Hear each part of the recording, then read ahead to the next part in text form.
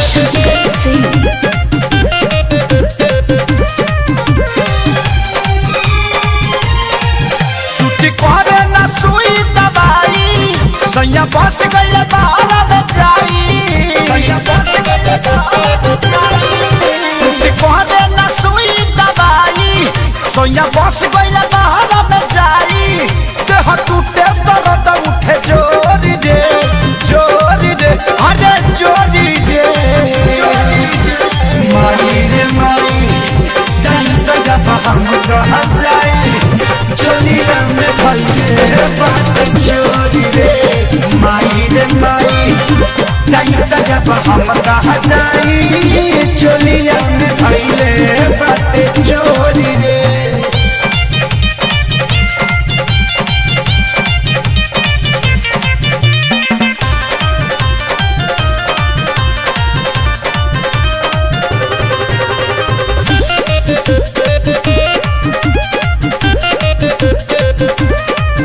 मन कहला हो देह जरेला हो आग बाटे जवनिया के लागल सैया घरे ना हो कुछ करे ना हो धीरे धरे ना मन भइल पागल धीरे धरे ना मन भइल पागल मन कहला हो देह जरेला हो आग बाटे जवनिया के लागल सैया घरे ना हो कुछ करे ना हो धीरे धरे ना मन भइल पागल खाली खैला से पेट नहीं भरे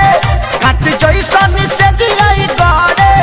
हक तकिया तक होला भोरी रे अरे भोरी रे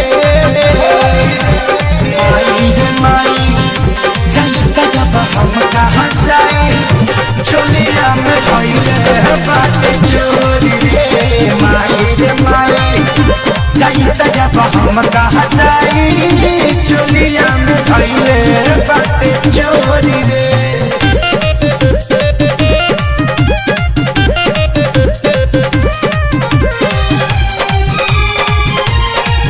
बाबा मोले नी हो सब कले नी हो जे आके जवने कहल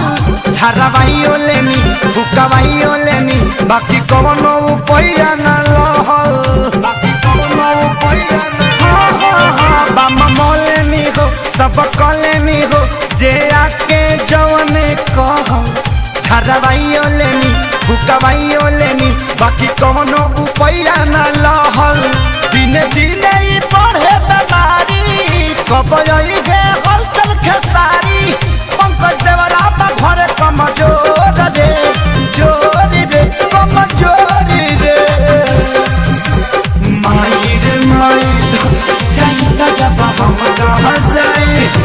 चोलिया में भइले बाटे चोरी रे माई जाई जब हम कहाँ जाए चोलिया में भइले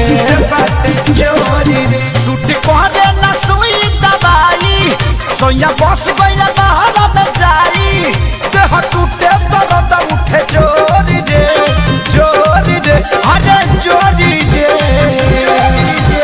माई जाई जब हम कहाँ जाई चोलिया में भइले बाटे चोरी रे माई जाई जब हम कहाँ जाई चोलिया में भइले बाटे